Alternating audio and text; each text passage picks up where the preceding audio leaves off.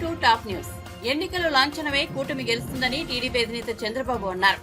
కోనసీమ జిల్లా పి గన్నవరం నియోజకవర్గం అంబాజీపేటలో నిర్వహించిన ప్రజాగళం సభలో జనసేన అధినేత పవన్ కళ్యాణ్ తో కలిసి చంద్రబాబు పాల్గొన్నారు. కూటమి అధికారంలోకి రాగానే తొలి సంతకం మెగా డిఎస్సీ పైనే అని స్పష్టం చేశారు. రాష్ట్రానికి ఇది చాలా కీలక సమయం. 5 ఏళ్ల నరకానికి, సంక్షోభానికి, సమస్యలకు చెక్ పెట్టే సమయం వచ్చిందన్నారు. పవర్ స్టార్ ప్రజానాయకుడు పవన్ కళ్యాణ్ గారు ఇంకో పక్క అమలాపురం పార్లమెంట్ అభ్యర్థిగా పోటీ చేస్తున్నటువంటి బాలయోగి కుమారుడు హరీష్ గారు, గన్నవరం జనసేన అభ్యర్థి ఎన్డీఏ అభ్యర్థి అయినటువంటి సత్యనారాయణ గారు ఎన్నికలు లాంఛనమే, మనమే గెలుస్తున్నాం, సిద్ధం అంటున్న వాళ్ళకి మర్చిపోలేని యుద్ధం ఇద్దామని మిత్రుడు పవన్ కళ్యాణ్ గారు చెప్పారు. దానికి మీరు సిద్ధమా తమ్ముళ్ళు, ఆడబిడ్డలను మిమ్మల్ని అడుగుతున్నా. నాకు చిరకాల మిత్రుడు బాలయోగి గారు, దేశంలోనే స్పీకర్ పదవికి వన్నె తెచ్చిన వ్యక్తి బాలయోగి. బీసీల తలరాత మారుతుంది. 50 సంవత్సరాలకే పెన్షన్ ఇచ్చే బాధ్యత మేము తీసుకుంటామని మీకు హామీ ఇస్తున్నా. బీసీలను ఆర్థికంగా పైకి తీసుకొచ్చే బాధ్యత మాది. 5 సంవత్సరాల పాలనలో మీ జీవితాల్లో మార్పు వచ్చిందా అని అడుగుతున్నా. ఏ వర్గానికైనా న్యాయం జరిగిందా అని మిమ్మల్ని అడుగుతున్నా. కడాన మీరు చూస్తే ఆర్టీసీ రేట్లు పెరిగాయా లేదా? చెత్త మీద కూడా పన్నేసిన చెత్త ముఖ్యమంత్రి, దుర్మార్గుడు ఈ ముఖ్యమంత్రి. ధ్వంస పాలన. సినిమాలు ఏదైనా చూడాలంటే, అందాలు చూపించాలంటే మొట్టమొదటి చూపించేది మా పవన్ కళ్యాణ్ గారితో సహా అందరూ కూడా కోనసీమనే. ప్రజల మధ్య విద్వేషాలు రెచ్చగొట్టినటువంటి దుర్మార్గుడు ఈ జగన్మోహన్ రెడ్డి. ఒక్కడికైనా ఉద్యోగాలు వచ్చాయా? మీకు జాబులు రావాలంటే మా కూటమి రావాలి. అధికారం వస్తానే మొదటి సంతకం మెగా డిఎస్సీ పైనే పెడతాం. ఇసుక దందా, ఇసుక మాఫియా ఇష్టానుసారంగా తయారయ్యే పరిస్థితి వచ్చారు. ఏం తమ్ముళ్ళు, తెలుగుదేశం పార్టీ హయాంలో క్వార్టర్ బాటిల్ ఎంత? 60 రూపాయలు. ఇప్పుడు క్వార్టర్ బాటిల్ ఎంత? 200. ఎవరి జోబులోకి డబ్బులు పోతా ఉందని మిమ్మల్ని అడుగుతున్నా. పవన్ కళ్యాణ్ గారిని మనస్ఫూర్తిగా అభినందిస్తున్నా. ఇద్దరం కలిశాం. నరేంద్ర మోడీ గారి నాయకత్వంలో ఉండే బీజేపీ ముగ్గురం కలిసి వచ్చాం. ఇంకా తిరుగుంటుందా తమ్ముళ్ళు అని మిమ్మల్ని అడుగుతున్నా. నిలబడుకునే దమ్ము జగన్ కుందా అని మిమ్మల్ని అడుగుతున్నా. నిలబడతాడా అని మిమ్మల్ని అడుగుతున్నా. నిలబడనిస్తారా అని మిమ్మల్ని అడుగుతున్నా.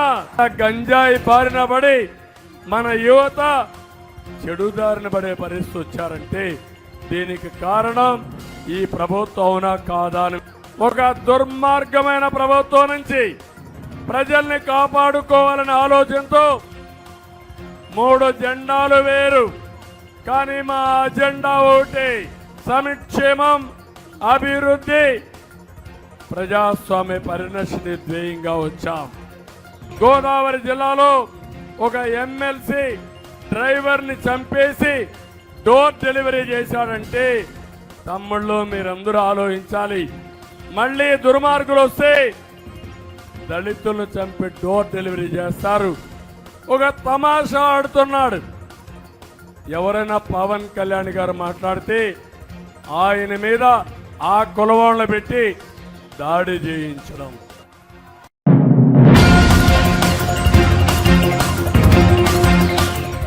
అందమైన కోనసీమను కలహాల సీమ చేయాలని జగన్ చూస్తే తాము ప్రేమ సీమగా మార్చేందుకు ప్రయత్నించామని జనసేన అధినేత పవన్ కళ్యాణ్ తెలిపారు. కోనసీమ జిల్లా పి గన్నవరం నియోజకవర్గం అంబాజీపేటలో నిర్వహించిన ప్రజాగళం సభలో టీడీపీ అధినేత చంద్రబాబుతో కలిసి ఆయన పాల్గొన్నారు. కలహాల సీమగా చేయడానికి ప్రయత్నం చేశాడు. మీ అందరి సహకారంతో ఆ రోజున మేమందరం ఉండి ఈ కలహాల సీమ కాకుండా, కొట్లాట సీమ కాకుండా 2.5 లక్షల ఎకరాల హెక్టార్లలో కొబ్బరి తోటలతో నిండిపోయిన ఈ అందాల సీమని తిరిగి ప్రేమ సీమగా మార్చుకోవడానికి మేమందరం సాయశక్తిలా కృషి చేశాం. భవిష్యత్తులో కూడా అన్ని కులాల మధ్య శెట్టి బలిజలు కానీ, కాపులు కానీ, మాలలు కానీ, మాదిగలు కానీ, క్షత్రియ సామాజిక వర్గం, వాడ బలిజలు, మత్స్యకారులు, అన్ని బీసీ వర్గాల్లో ఉన్న సంఖ్యాబలం లేని 127 కులాలందరికీ కూడా, ముస్లింలకి, క్రిస్టియన్ మతాన్ని పాటించే ప్రతి ఒక్కరికి కూడా ఇదందరం అన్యోన్యంగా ఉండాల్సిన సమయం ఇది. 4 దశాబ్దాల రాజకీయ దురంధరుడు మన తాడేపల్లిగూడెం సభలో చెప్పాను. క్లేమోర్ మైన్లు ఆయన వెళ్తున్న బండిని లేపేస్తే కింద పడి చొక్కా దులుపుకొని ఏమాత్రం భయం లేకుండా మళ్ళీ ముందుకెళ్ళి దశాబ్దాల పాటు రాజకీయాన్ని నడిపిన ఒక రాజకీయ దురంధరులు శ్రీ చంద్రబాబు నాయుడు గారు. అలాంటి వ్యక్తి ఈ రోజున మేమందరం కలిసి ఎందుకు వచ్చాం మీ ముందుకంటే, త్రివేణి సంగమం లాగా భారతీయ జనతా పార్టీ, తెలుగుదేశం, జనసేన, ఆంధ్రప్రదేశ్ 5 కోట్ల మంది ప్రజల్ని కాపాడటానికి త్రివేణి సంగమం లాగా మేమందరం కూర్చొని మీ భవిష్యత్తు కోసం అండదండలుగా ఉండాలని చెప్పే ఈ అలయన్స్ని ఏర్పాటు చేశాం. కూటమి రైతు కన్నీరు తొడిచే కూటమి అవుతుంది. అందరూ నాకు ఒక విషయం గుర్తు చేశారు. మా చిట్టెన్ను అడుగుతున్నాడు, ఇస్తున్నానని చెప్పి స్థానిక ఎమ్మెల్యే చిట్టిబాబు గారు కూడా టికెట్ ఇవ్వని వ్యక్తి జగన్. రేపొద్దున వైసీపీ నాయకులు వచ్చి ఎంపీగా కానీ, ఎమ్మెల్యేలుగా కానీ మన కోనసీమలో తిరుగుతున్న ఒకటి అడగండి, ఈ హామీల సంగతి ఏమైందని అడగండి. ఈ రోజుకి ఒక్క పైసా పని చేయలేదు. మీకు ఉద్యోగాలు ఇవ్వని ప్రభుత్వం, ఆడబిడ్డలకి భద్రత లేని ప్రభుత్వం, ధరలని గిట్టుబాటు ధర, రైతాంగానికి గిట్టుబాటు ధర ఇవ్వని ప్రభుత్వం. ఈ ప్రభుత్వం కావాలా లేదా అనేది మీరు ప్రతి ఒక్కరూ ఈరోజు ముందు కాకుండా ఇంటికి వెళ్ళి మీరందరూ ఒక సమాలోచన చేసి మీరు నిర్ణయం తీసుకోండి. నేను పిఠాపురం నుంచే పోటీ చేస్తున్నాను. నేను మీకు అందుబాటులో ఉంటాను. ఆర్థర్ కాటన్ మీకోసం ఎలా పనిచేశాడో మా కూటమిలోని ప్రతి ఒక్కరూ మేము అలా పనిచేస్తాం. దళారీ వ్యవస్థని దోపిడీ చేస్తున్నాం. ఆర్బీకే సెంటర్స్ అండగా ఉంటాయని తెలియజేసుకుంటే, ఆర్బీకే సెంటర్స్ కాకినాడలో ఉండే ఒక మాఫియా డాన్ కుటుంబం దగ్గరికి వెళ్ళిపోయినాయి. ఆ మాఫియా డాన్ ఎవరో తెలుసు మీకు. ఆ మాఫియా డాన్తో మేము పోరాడుతున్నాం. జగన్ పెట్టుకున్న మాఫియా డాన్లని తగలేసి తరిమేసే వరకు మేము నిద్రపోం. ఖచ్చితంగా వాళ్ళందరినీ పనిష్మెంట్ చేస్తాము. ఖచ్చితంగా చట్టపరంగా వారికి చర్యలు తీసుకుంటాం. వాళ్ళందరికీ మనం కులాలు దాటి, మతాలు దాటి, ప్రాంతాలు, జిల్లాలు స్థాయి దాటి రాజకీయం ప్రయోజనాలు ఆలోచించకపోతే అందరం నష్టపోతాం. ఇందాక పెద్దలు చంద్రబాబు గారు చెప్తున్నట్టుగా, నేను వస్తే నా కులం నాయకుల చేత తిట్టిస్తారు, బీసీ నాయకుల చేత తిట్టిస్తారు, ఎస్సీ నాయకుల చేత తిట్టిస్తారు. అందరూ ఎస్సీ నాయకులు తిట్టట్లా, అందరూ బీసీ నాయకులు తిట్టట్లా, అందరూ కాపు నాయకులు తిట్టట్లా. ఒకళ్ళో ఇద్దరు ఉన్నా నేను కాదంటలా. కానీ ఇవన్నీ నేను ఎందుకు పడుతున్నానంటే, మా అక్క చెల్లెళ్ళు కన్నీళ్లు తుడవటానికి, మా యువతకి ఉపాధి అవకాశాలు రావడానికి. ఎస్సీ నియోజకవర్గాల్లో నేను లండన్లో అంబేద్కర్ భవన్కి వెళ్ళాను. వెళ్తే ఆయన గొప్పగా ఫొటోస్ ఉంటాయి. ఆయన పేరు మీద చంద్రబాబు నాయుడు గారు అంబేద్కర్ విదేశీ విద్యా పథకం చేస్తే, విధానాన్ని తీసుకొస్తే అవి తీసేసి జగనన్న విదేశీ విద్యా పథకం అని చెప్పి దానికి కూడా డబ్బులు ఇవ్వలేదు. మేము రాగానే ఆ పేరు తీసేసి అంబేద్కర్ గారికి గౌరవం ఇచ్చేలాగా, ఆ జై భీమ్ అన్న దానికి గౌరవం ఇచ్చేలాగా అంబేద్కర్ విదేశీ విద్యా పథకాన్ని తిరిగి తీసుకొస్తాం. ముఖ్యంగా పరిశ్రమలు రావాలి ఇక్కడికి. మనకి ఇంత గొప్ప కొబ్బరి ఉంది ఇక్కడ.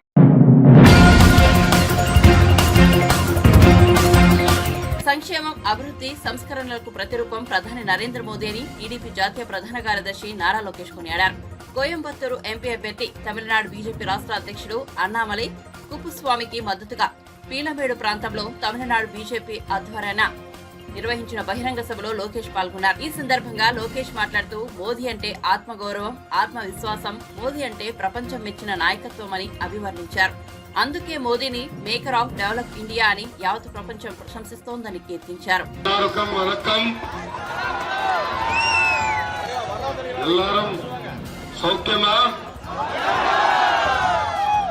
ఈ రోజు తమ్ముడిని ఇంత ఘన స్వాగతం పలికిన తెలుగు వాళ్ళందరికీ పేరు పేరున నా హృదయపూర్వక నమస్కారాలు. నేను గతంలో కోయంబత్తూరుకు వచ్చా. ఆనాడు పంచాయతీరాజ్ గ్రామీణ ఐటీ శాఖ మంత్రిగా ఉన్నప్పుడు వచ్చా. ఇక్కడ ఉన్న తెలుగు వాళ్ళని కలిసా, పారిశ్రామికవేత్తల్ని కలిసా కూడా జరిగింది. కానీ మొదటిసారి తమిళనాడులో ప్రచారం చేసేదానికి వచ్చాను. దానికి మీ అందరికీ నా హృదయపూర్వక నమస్కారాలు నేను తెలుసుకుంటున్నాను.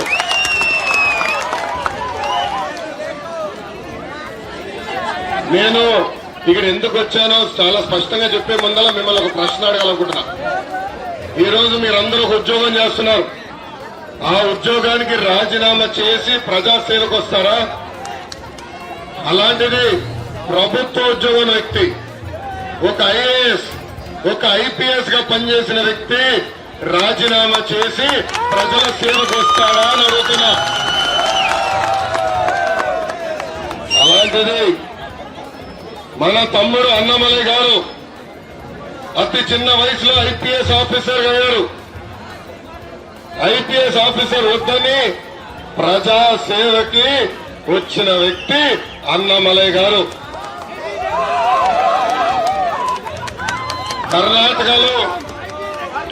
కర్ణాటకలో ఆయన సింగం ఐపీఎస్ అని, తమిళనాడులో తమ్ముడు అన్నమలై పీపీఎస్. పీపీఎస్ అంటే ఏంటో తెలుసా? Tamil people service. తమిళ ప్రజలకి సేవ చేసేదానికి వచ్చిన వ్యక్తి. తమిళ ప్రజలంటే నాకు చాలా గౌరవం. మీకున్న పట్టుదల, సంస్కృతిని కాపాడుకునేదానికి ఉన్న పట్టుదలకి నాకు చాలా గౌరవం. మీరు మీ భాష సంస్కృతి కాపాడేదానికి ఆర్నిసలు మీరు పోరాడతారు. దానికి సభాముఖంగా చెప్తున్నా, తమిళ ప్రజలకి నా హ్యాట్స్ ఆఫ్. అన్న బాగా కష్టపడడానికి వచ్చారు. అన్నమలై గారు నాకు ఒక మిత్రులు, శ్రేయోభిలాషు. ఆనాడు బాబు గారు అరెస్ట్ అయినప్పుడు అన్నమలై గారు స్వయంగా నాకు ఫోన్ చేసి చాలా బాధ కూడా వ్యక్తం చేస్తాం జరిగింది. ఒక ఉత్సాహవంతుడు, ఒక యువకుడు, మంచి పని చేసేదానికి వచ్చిన వ్యక్తి అన్నమలై గారు. ఈ మధ్యలో నేను కొన్ని ఆర్టికల్స్ చూసా. అన్న స్పీడ్ కనుక కాంట్రవర్సీ అని పేరు పెట్టారు. అన్నమలై కాంట్రవర్సీ లీడర్ కాదు, క్యాలిబర్ ఉన్న నాయకుడు అని సభాముగా మీకు దొరుకుతున్నాం. ఆయన తమిళనాడు దశ నిర్దేశం మార్చడానికి వచ్చిన వ్యక్తి. 6 నిమిషాలు ప్రజల కోసం కష్టపడుతున్న వ్యక్తి. ప్రజలకి మెరుగైన సేవలు అందించాలని వచ్చిన వ్యక్తి. మనందరం చూశాం. ఎన్ మక్కలని ఏకంగా పాదయాత్ర చేశారు. ఆ పాదయాత్రలో యువకులు ఎదుర్కొంటున్న సమస్యలు, నిరుపేద కుటుంబాలు ఎదుర్కొంటున్న సమస్యలు, రైతులు ఎదుర్కొంటున్న సమస్యలు తెలుసుకున్న వ్యక్తి. దాంట్లో భాగంగా తమిళ ప్రజల మనసు గెలుచుకున్న వ్యక్తి అన్నమలై గారని ఈ సభాముఖం అందరికీ నేను చెప్తున్నా. అన్నమలై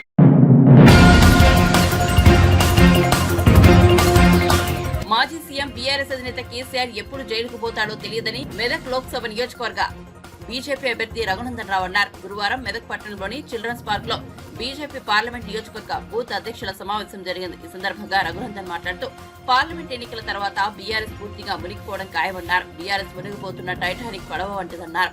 మెదక్ పార్లమెంట్ నుంచి తెలంగాణ అన్న వాళ్లకు బీఆర్ఎస్ టికెట్ ఇవ్వలేదని విమర్శించారు. మెదక్ లో తెలంగాణ వాదులు అభ్యర్థులుగా దొరకలేదా అని ప్రశ్నించారు. ఏమొస్తుంది ప్రజల నుంచి స్పందన? ఏ పార్టీ వాళ్ళైనా ఒకటే మాట చెప్తున్నారు, ఈసారి ఓటు ఎటు పడుతుంది? నరేంద్ర మోడీ గారికి ఓటేస్తామని చెప్తున్నారు. ఎవరికి ఓటేస్తారు?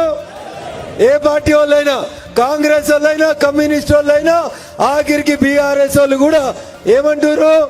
అన్న మా బీఆర్ఎస్ పని అయిపోయింది. బీఆర్ఎస్ అనేది ఓ టైటానిక్ పడవ లాంటిది. పడవకు రంధ్రం పడ్డది, సార్కి అర్థం కాలేదు. 3 ఏళ్ల కింద దుబ్బాకలో రంధ్రం కొట్టినాం టైటానిక్ పడవకి. కొట్టినమా?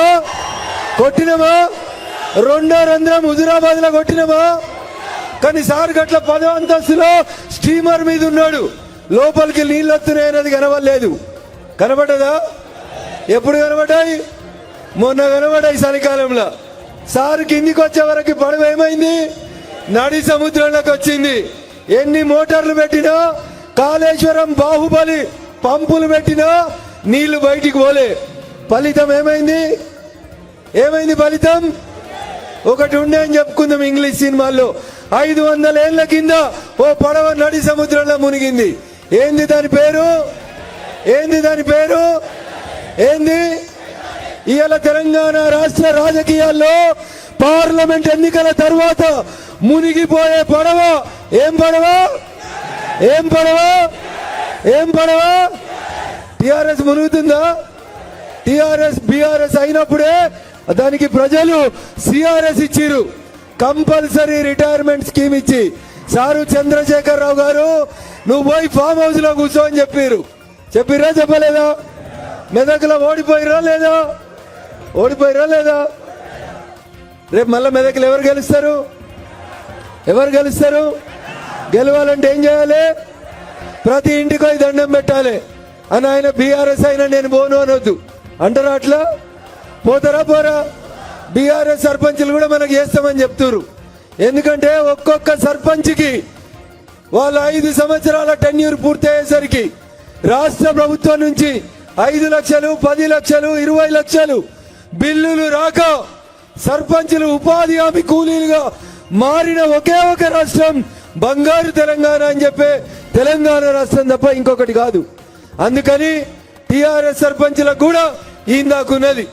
కానీ ఇలా బీఆర్ఎస్ పార్టీ మెదక్ నుంచి ఎవరు పోటీ చేస్తారో మీకు అందరికీ తెలుసు. తెలంగాణ ఉద్యమం పుట్టిన గడ్డ మెదక్ జిల్లా, జై తెలంగాణ అని గట్టిగా మాట్లాడిన గడ్డ సిద్దిపేట గడ్డ. కానీ మెదక్ పార్లమెంట్కి వెళ్ళి టిఆర్ఎస్ పార్టీకి వెళ్ళి పోటీ చేసేందుకు ఒక్కడంటే ఒక్కడు జై తెలంగాణ అన్నాడు. దొరికిండా? దొరికిండా? పక్క జిల్లాకి వెళ్ళి తెచ్చుకోలేదా? తెచ్చుకురా? 610 జీవో అమలు కావాలా వద్దా? కావాలంటే అల్లుడు హరీష్ కి మెదక్ ఏం సంబంధం అని అడగాలా వద్దా? మెదక్ అడగాలా వద్దా? మన మెదక్ అసెంబ్లీ అడిగింది, నేను దత్తత తీసుకుంటా అన్నాడు. నువ్వు దత్తత వద్దు సారు, ఈడిగా సిద్దిపేట నాశనం చేసినావు, నేను మొత్తానికే మెదక్కి వెళ్ళి పంపిస్తాడు మా రఘునందన్ అని చెప్పారు. చెప్పాలా వద్దా? చెప్పాలా వద్దా? జనముతోటి గెలవలేమని, ధనముతోటి గెలుద్దామని సూట్ కేసులు ఉన్నాయని తెచ్చుకొని ఈడ క్యాండిడేట్ గా పెట్టుకున్నారు. ఎందుకు మెదక్ జిల్లాలో ఒక్కడు లేడా? టిఆర్ఎస్కి వెళ్ళి జై తెలంగాణ అన్నాడు ఒక్కడు లేడా? మెదకు కంపల్సరీ గెలుతుందా? గెలిచేది ఉంటే కార్యకర్తకి ఇవ్వాలి కదా, ఇవ్వాలా వద్దా? పైసలు ఉండడానికి ఇచ్చిరంటే అర్థమైంది. గెలుతారనా ఓడిపోతారనా? ఓట్లను కొందామని వస్తున్నాడు హరీష్, కొననిద్దామా?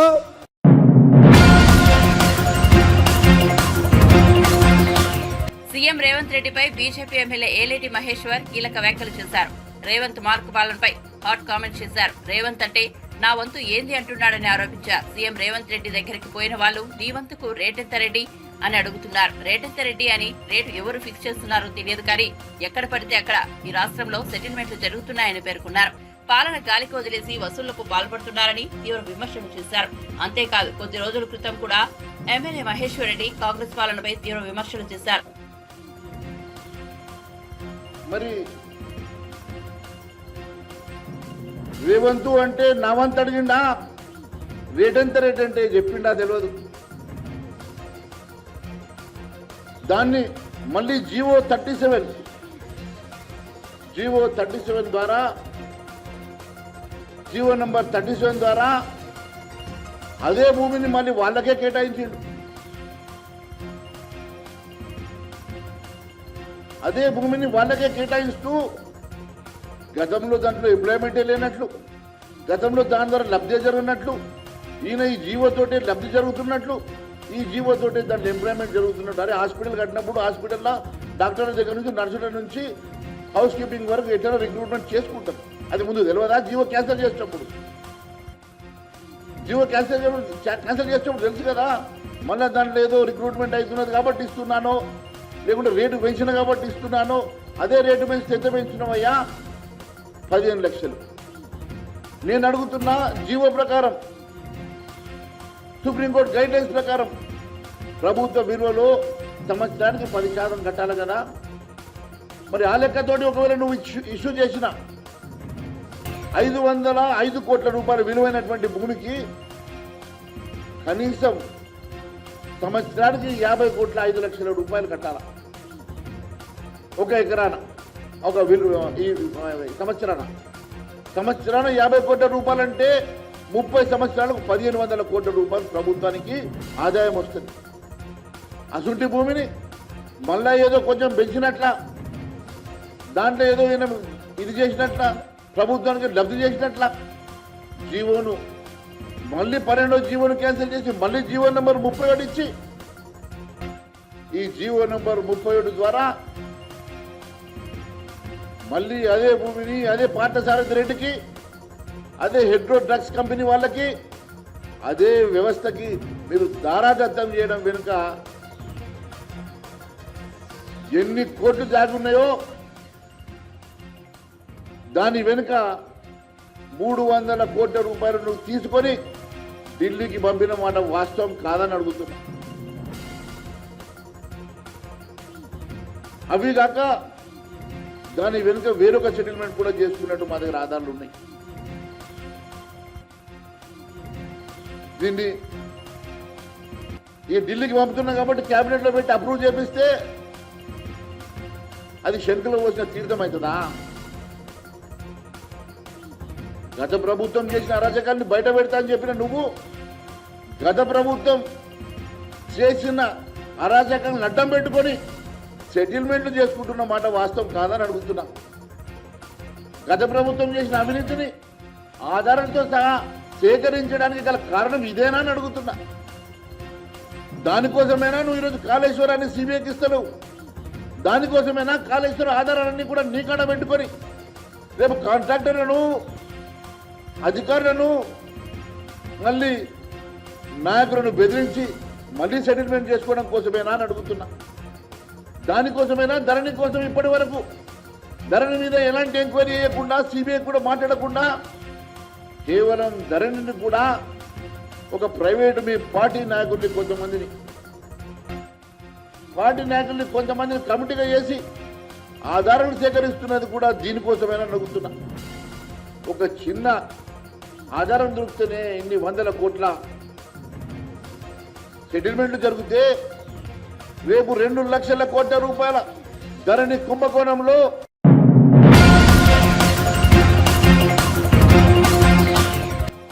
ఏపీలో వాలంటీర్ల అంశంలో అధికార వైసీపీ, విపక్ష టీడీపీ మధ్య మాటల యుద్ధం కొనసాగుతోంది. వాలంటీర్లకు 10,000 వేతనం ఇస్తామని చంద్రబాబు హామీ ఇస్తుండగా వైసీపీ నేతలు తప్పుపడుతున్నారు. చంద్రబాబు మాటలు నమ్మొద్దని, గతంలోనూ చంద్రబాబు ఇలాంటి మోసపూరిత హామీలు ఇచ్చారని సజ్జల ధ్వజమెత్తారు.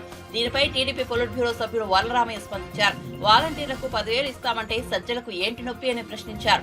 వాలంటీర్లకు మేలు చేయాలని చంద్రబాబు ఆలోచిస్తున్నారని, అందులో సజ్జల తప్పు పట్టాల్సింది ఏముందని వరలరామయ్య ధ్వజమెత్తారు. వాలంటీర్లను మీరు బానిసల మాదిగా వాడుతున్నారని ఆరోపించారు.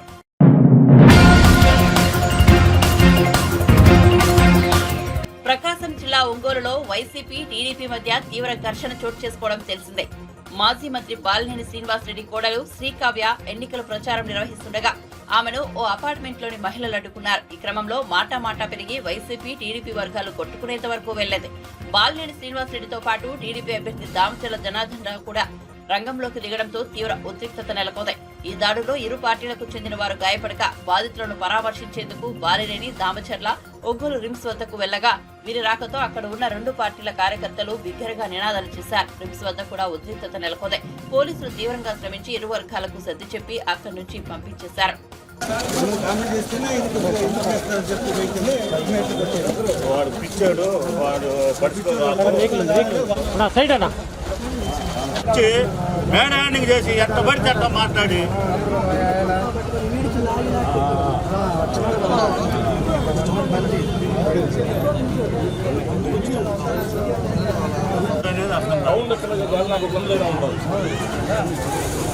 వీడియో తీశాను. మన నలుగురే ఉండేది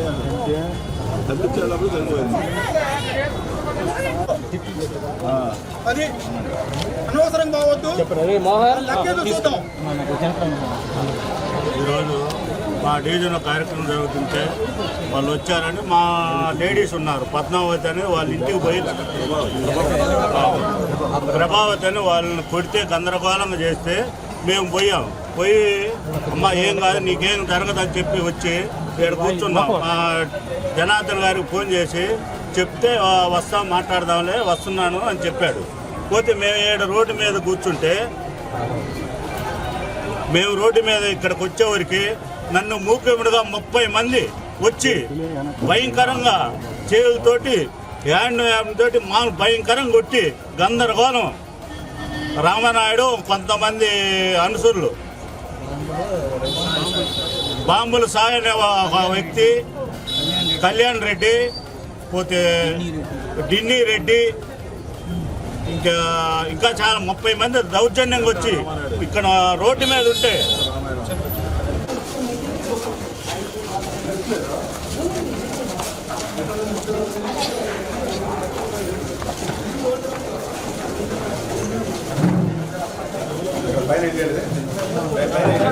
ఎన్నికల కమిషన్ చెప్పింది కదండి, వాలంటీర్ని నేను ఫోటో తీశానండి. అది నేను చేసిన తప్పి వైసీపీ వాళ్ళు మొత్తం గుండాలు వచ్చి నన్ను కొడుతుంటే మా పిల్లలు అడ్డం వచ్చేసరికి పిల్లల్ని చూడండి కొట్టి ఎట్లా చేశారు. అబ్బాయిని వచ్చి ఇక్కడ పోయింది, చెవు వినపరాట్లేదు. మా చిన్న అబ్బాయి ఏది తల్లిని కొడుతుంటారని వీళ్ళు వచ్చేసరికి ఇదిగోండి కొట్టేయడమైన చెట్లు ఇంట్లోకి వచ్చి కొట్టారు వైసీపీ రౌడీలు. గోలి తిరుపతి రావు అనే వ్యక్తి, గోలి తిరుపతి అమ్మ 39వ డివిజన్ భర్త గోలి తిరుపతి రావు చంపేస్తాను, మీరు 2వ ఫ్లోర్లో ఎట్లుంటారో చూద్దామని మిగతా వాళ్ళకు మా కింద వాచ్మెన్కి చెప్పి బెదిరించి వెళ్ళారు.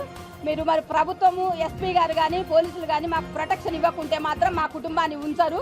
దయచేసి రాష్ట్రంలో కూడా మీరందరూ గమనించండి, వైసీపీ రౌడీజము ఇంకా కొనసాగుతుంది.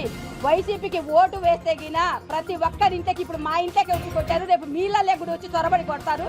దయచేసి వైసీపీకి vote వేయొద్దండి.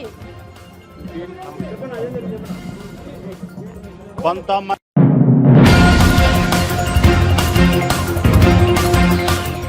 Khairatabad MLA Danam Nagender party మారి నెల రోజులు అవుతున్నప్పటికీ ఇప్పటి వరకు స్పీకర్ ఎలాంటి నిర్ణయాలు తీసుకోలేదని బీఆర్ఎస్ ఎమ్మెల్యే పాడి కౌశిక్ రెడ్డి అన్నారు. గురువారం ఆయన మీడియాతో మాట్లాడుతూ పార్టీ మారిన ఎమ్మెల్యేలపై వెంటనే చర్యలు తీసుకోవాలని డిమాండ్ చేశారు. అసెంబ్లీ ఎన్నికల్లో తమ పార్టీ నుంచి గెలిచిన దానం నాగేందర్, కడియం శ్రీహరి, తెల్ల వెంకట్రావుల డిస్క్వాలిఫికేషన్ తప్పదన్నారు. నాగేందర్ గారి మీదనే మార్చ్ 18 రోజు నేను, నాతో పాటు కాలేరు వెంకటేశ్వర్ గారు, బండారు లక్ష్మారెడ్డి గారు, ముఠగోపాల్ గారు నలుగురం కలిసి స్పీకర్ గారికి దానం నాగేందర్ గారి మీద మార్చ్ 18 రోజు పిటిషన్ ఇవ్వడం జరిగింది. ఇంకొక 4-5 రోజులు అయితే దాదాపు నెల రోజులు అవుతుంది. ఏమీ యాక్షన్ తీసుకోకపోతే నిన్న హైకోర్టులో పిటిషన్ దానం నాగేందర్ గారిని డిస్క్వాలిఫై చేయాలని నిన్న పిటిషన్ వేయడం జరిగింది. ఈ వచ్చే సోమవారం రోజు లిస్ట్ అయి కూడా ఉంది. ఖచ్చితంగా దానం నాగేందర్ గారితో పాటు కడియం శ్రీహరి గారు, వెంకట్రావు గారు డిస్క్వాలిఫై కాక తప్పదు. ఎటు పరిస్థితిలో వీళ్ళని డిస్క్వాలిఫై అవ్వడు ఖాయం. ఇది సుప్రీంకోర్టు ఆర్డర్సే ఉన్నాయి. 3 నెలల లోపల డిసిషన్ తీసుకొని ఎటు పరిస్థితిలో డిస్క్వాలిఫై చేయాలని ఇవాళ సుప్రీంకోర్టు ఆర్డర్సే ఉన్నాయి. ఖచ్చితంగా ఆ జడ్జ్మెంట్ని కూడా మేము అటాచ్ చేసి అన్ని విధాలుగా ఎవిడెన్స్ పెట్టి దానం నాగేందర్ గారు బీఆర్ఎస్ పార్టీ బీఫామ్ మీద ఎమ్మెల్యేగా గెలిచి ఇవాళ అఫీషియల్గా కాంగ్రెస్ పార్టీ సికింద్రాబాద్ ఎంపీ క్యాండిడేట్గా అఫీషియల్గా కాంగ్రెస్ పార్టీ డిక్లేర్ చేసింది. ఇంకా దీనికంటే పెద్ద ఎవిడెన్స్ అవసరం లేదు అని అన్ని ఎవిడెన్స్లు అటాచ్ చేసి ఇవాళ కోర్టులో వేసినాం. ఖచ్చితంగా సోమవారం రోజు మాకు ఫేవరబుల్ జడ్జ్మెంట్ వస్తుందని నేను ఆశిస్తూ ఉన్నాను. ఎందుకంటే ఇది simple, all evidence is there and it is proven. ఎంత బాధాకరమైన విషయం అంటే ఇదే దానం నాగేందర్ గారు కాంగ్రెస్ పార్టీ ఎంపీ క్యాండిడేట్ అయిండు సికింద్రాబాద్ పార్లమెంట్ కానీ మేము అసెంబ్లీకి పోయినాం. అసెంబ్లీకి పోతే స్పీకర్ లేడు. సెక్రటరీ గారు అసెంబ్లీలో వండుకుంటూ పోయి బాత్రూంలో దాచుకున్నాడు. బాత్రూంలో దాచుకొని తాళం పెట్టుకొని బయటకు వస్తలేదు. ఏదైనా సెక్రటరీ అంటే సెక్రటరీ బాత్రూంలో ఉన్నాడని మాకు కూడా తెలుసు. ఆడికి పోయి ఉన్న తర్వాత సెక్రటరీ లేడని చెప్తున్నాం. ఆడ ఆగి ఆగి ఆగి ఏం చేసినాం, అక్కడి నుంచి మన జాయింట్ సెక్రటరీ ఉపేందర్ గారి దగ్గర పైకి పోయినాం. పోయి పెటిషన్ తీసుకోండి, మీ అందరు స్పీకర్ ఆఫీస్ కిందనే పనిచేస్తారు కదా, సెక్రటరీగా తను సెక్రటరీ అవైలబుల్ బాత్రూంలో దాచుకున్నాడు నేను లేను అని చెప్తున్నప్పుడు ఎవరికి ఇవ్వాలి? జాయింట్ సెక్రటరీగా ఇవ్వాలి కదా. జాయింట్ సెక్రటరీ గారికి పోతే ఒక్కసారి మీరు చూడండి, మీ ద్వారా వీడియో వినిపిస్తే ఇప్పుడు మీ ద్వారా యావత్ తెలంగాణ ప్రజలందరూ కూడా ఈ వీడియో వినాలి. ఇలా ఎవరైనా కలవచ్చు, మాది ప్రజాపాలన అని చెప్పుకునే రేవంత్ రెడ్డి గారు ఒక్కసారి వాళ్ళ ఆఫీస్ స్పీకర్ గారు ఆఫీస్లో ఉన్న జాయింట్ సెక్రటరీ గారు ఎట్లా చేస్తారో ఒక్కసారి మీరు ఈ వీడియోతోని మీరు వినాల్సిందిగా విజ్ఞప్తి చేస్తా ఉన్నా.